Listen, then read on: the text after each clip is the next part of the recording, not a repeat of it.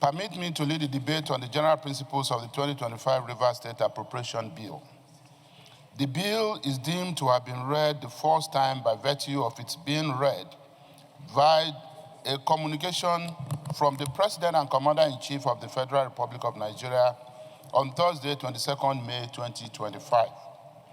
Mr. President, my highly esteemed colleagues, this bill seeks to authorize the issue out of the Rivers State Consolidated Revenue Fund of the total sum of, distinguished colleagues,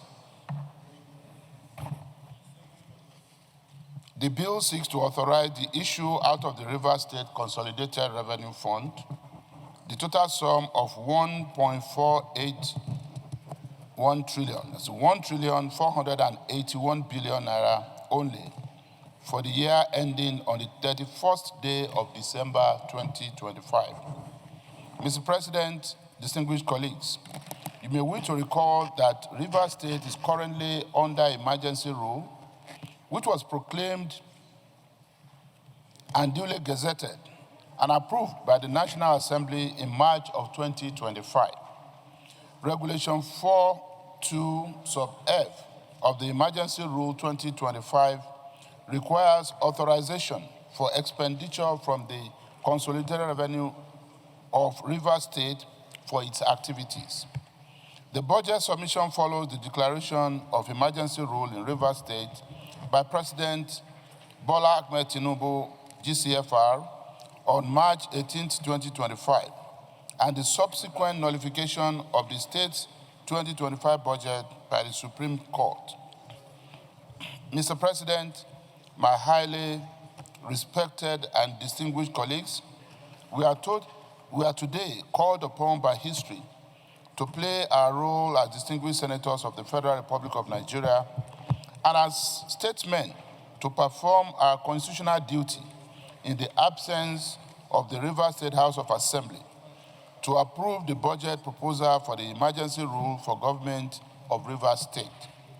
This budget is specifically for the emergency rule government of Rivers State, aimed at providing essential services such as 1. Infrastructure development, over 324 billion naira allocated for road projects and public transportation upgrades. 2. Agriculture, nearly 32 billion naira earmarked for agricultural transformation to boost youth engagement in farming. 3. Education, over 75.6 billion naira allocated for improving learning environments and ensuring access to free basic education. 4. Healthcare, 166.5 billion naira, amounting to 14.4% of the budget, is set aside for major healthcare projects, including completing zonal hospitals and general hospitals. 5. Youth empowerment, approximately 6.2 billion naira is being allocated for digital resource centers, sports development, and finally, women affairs, where a sum of 5.2 billion naira is earmarked for social inclusion. It is important, distinguished colleagues, above all, to note that the spending plan prioritizes investment in critical sectors of the state, such as infrastructure, health, including free drugs for malaria and other common ailments, education, and also agriculture, which is projected to generate approximately 6,000 jobs.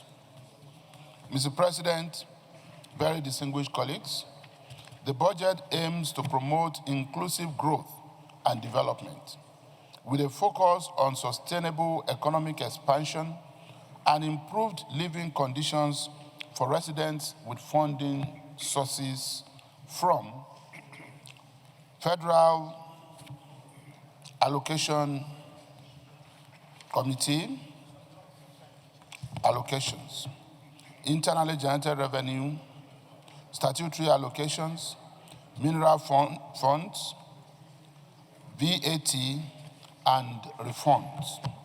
This budget is designed to stabilize the state, restore critical services, and improve livelihoods. I therefore urge my dear colleagues to support the second reading of this bill. I thank you, Mr. President, and distinguished colleagues. Distinguished colleagues, I stand to commend the request by the administrator of Rivers State seeking for the approval of this August Senate so that funds will be made available to his office to run the affairs of the state. The request is in order, and the way the request is presented in the National Assembly is something that the administrator should be commended for, because the request contains the source of funds that are going to be utilized to fund the activities as outlined in the request. This is quite in order, and what he did is quite in order. And the content is self-explanatory, very much well articulated and direct to the point. Because clearly the source of funds are made available, are stated here, as well as the items to be funded are also stated. These are items that are critical to the development of the state, very critical, very, very important. Therefore, because of the nature, the well-articulated nature of the request, because it's very direct to the point, there's nothing that ambiguous here, and very, very clear. I urge my colleagues to give our note so that the request will be treated expeditiously, so that the people of Rivers State will have the benefit of what is stated here, so that the administrator will go straight away to begin to work for the development of the state. I say something, Mr. President. Thank you. Chairman Appropriation. Olamilekan, representing Ogun West Senatorial District and the Senate of the Federal Republic of Nigeria. Mr. President, this is in line with the Constitution of the Federal Republic of Nigeria. We are performing our constitutional duty. That we are working on the appropriation document of Rivers State House of Assembly is a clear indication that the Nigerian Senate is up to the task of ensuring that governance still exists in Rivers State. Mr. President, I align myself perfectly with the Deputy Senate President that the document before us is unambiguous, it is clear, because the budget, even though we don't know the name in which it was christened,